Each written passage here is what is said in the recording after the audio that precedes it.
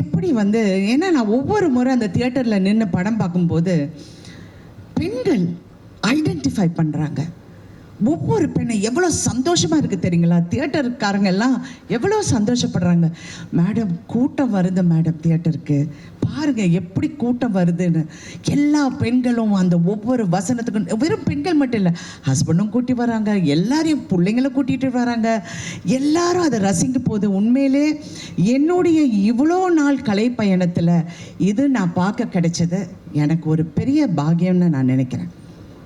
ஏன்னா நான் நிறைய பார்த்துட்டேன். நான் ரஜினி சார் கூட நடித்த 3 முகம் படம் 100 டேஸ்க்காக ஒவ்வொரு ஊர் போகும்போது அது ஒரு ஃப்ரெண்ட்ஸி. ஆனால் அதில் சில்க் ஸ்மிதா இருந்தனால எல்லாரும் சில்க் ஸ்மிதாவை தான் பார்த்தாங்க, நான் சைடில் இருந்தேன். பட் ஓகே, அதெல்லாம் சும்மா ஜோக். ஐயோ, எது சொன்னாலும் ஜோக்காக கூட சொன்னாலும் யோசிக்க வேண்டியதாக இருக்குது. தெரியாமல் சிவகுமார் என் பின்னாடி சிரித்தார்.